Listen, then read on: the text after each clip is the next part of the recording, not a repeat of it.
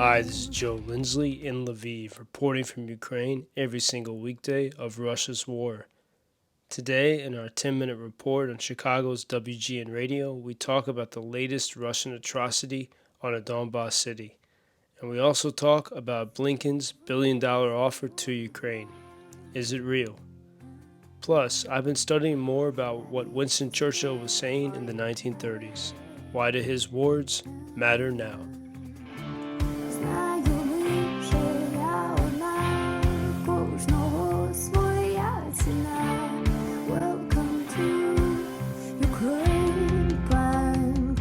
It's the afternoon in Ukraine where Joseph Lindsley is. Joe, hello to you. I have to tell you, I was sickened watching that video of the Russian missile that tore through that outdoor market in eastern Ukraine yesterday, killing 17 and wounding dozens. I mean, once again, the Russians strike a strictly civilian target, correct? Yeah, Bob, it was absolutely awful. And hello from Lviv. That attack happened just within about an hour after we finished speaking yesterday on the small city of Konstantinivka, named after Constantine. And the city is in Donbas. It's not far from Bakhmut, maybe about 15, 16 miles, and a little bit further than that, actually. But I've passed through there many times because it is, it's one of these sort of staging points for volunteers, for military, for all kinds of people that are going to the front. And it's also a place where people have gone to evacuate, as they've been pushed out of cities that have been leveled and destroyed and cities that are shelled continually. People people who wanted to stay close to home moved there. And, every time I've been there, it's, you always wonder, you're close enough when you're in Donbas that anything could happen. And we've seen several of these such attacks throughout the past months of the summer, including that attack on the pizzeria in Kramatorsk. But it seems here it was some accounts say 18, some say 20 have been killed, and absolutely awful. Because as we've talked about so often, people go about their daily lives. This is the spirit of Ukrainian defiance, and as you could see from those videos, this was the central market, and people were going about, getting produce, getting food for their restaurants, getting stuff for their homes. This is a place where you have many foreign journalists and volunteers passing through. And so that there is an economy there, and this is one of the central places for that economy. And so it's absolutely, this is, Russia we have many cases of this throughout the full-scale invasion, but especially several in the Donbas region over the past few months. And, it seems that they want to terrorize people. But I think perhaps they realize now that they can't really terrorize the Ukrainians, but what they can do is scare the West. And at the same time, Anthony Blinken, the U.S. Secretary of State, was in Kyiv, and he was promising, more aid from Washington. And, Washington, they always throw out extraordinary numbers. So the new aid package is something like $1 billion. And at some point, I wonder if they'll realize that this is not really helpful, because the opposition to supporting Ukraine, which really comes from Republicans in Washington, when they hear those numbers, they say this is too much. And you can understand why, because it's just big numbers tossed around left and right. And I wonder why Washington, I'm sure that the White House and the State Department has to be aware of their opposition in the United States. So I wonder why they're not more careful when they speak of these numbers. Because as we know, as I've said so many times, when we look at the valuation of the packages, the value of the spending packages for Ukraine from the U.S., it's most of it is a valuation. So if they're sending old equipment from the 1980s, they put a price on it. And in fact, that's why there was the accounting error, which was discovered several months ago. They said, we overvalued stuff by $6 billion. And even as recently as a couple of days ago, conservative American website Town Hall was accusing the U.S. of losing $6 billion in Ukraine. But, if all you got to do is take one more step to investigate and realize that money never existed. They were overvaluing this old equipment. There's not $6 billion flying around here. And so this very same day that we see, again, the Russian continued assaults on civilians, you wonder, why won't Washington be more cautious and more serious about this? But I think also, Bob, that the Kremlin is trying to scare Washington. And you know, again, the people here have great courage, and they've already been through so much. But if you can scare the West and you can scare the voters in other countries, and you know, the past few days I've really been going back a lot and reading the history of the 1930s and Winston Churchill in particular.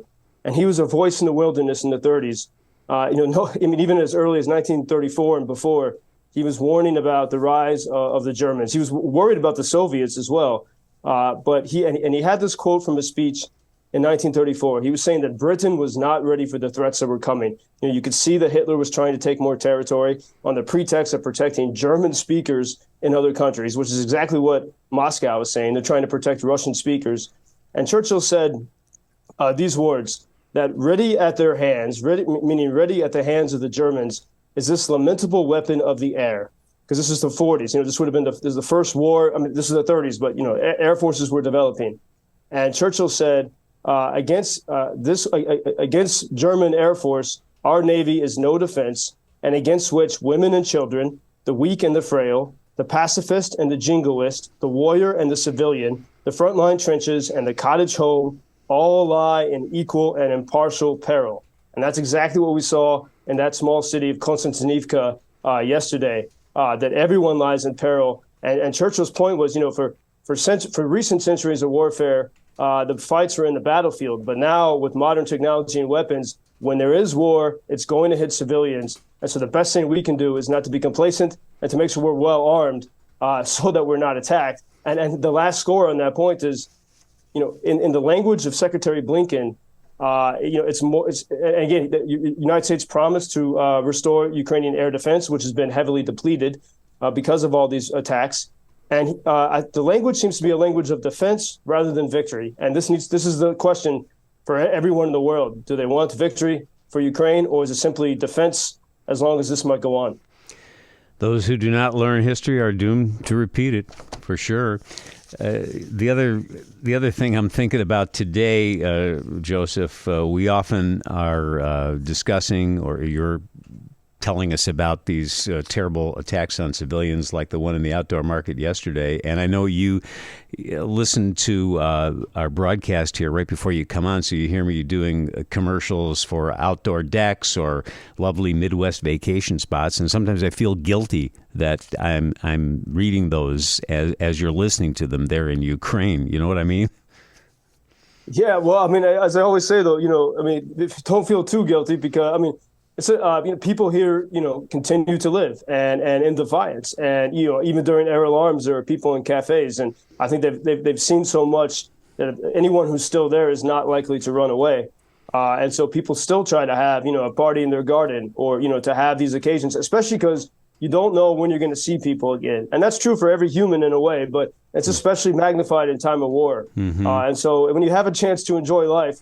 It's good, but if the thing maybe instead of guilt for people in the States is to think, you know, for just a small investment, you know, maybe this can be stopped, you know, with American, you know, with American willingness to say, okay, Ukraine, we'll give you long range weapons, whatever it takes to put a stop to this. And, you know, even after, I mean, we had that attack in Konstantinivka yesterday, but then last night there were the Iranian made suicide drones flying throughout the country. Once again, a night of terror, and the Russians pounded for the fourth time in 5 nights. They pounded that region of Bessarabia, the ports of Ishmael on the River Danube, right next to Romania. They're pounding this day and day and day. Every night. And this could be stopped if Ukraine, you know, if Ukraine had the ability to go for the victory. That's the question for Washington. The people in Ukraine, and I include you in there, Joe, are remarkable. And in a way, you're living life to the fullest, more than we are here. We'll talk tomorrow. I hope you have a peaceful 24 hours until then. Until tomorrow, Bob. Thank you. Thank you for introducing Ukraine on your social media pages. That's very important that much more people can get more information about the situation here and how everybody can help Ukraine to stay stronger and to save all the world. Что он сказал? Well, which side are you on? На чьей ты стороне? Come on now. Oh, which which side are you on? На чией ты стороне?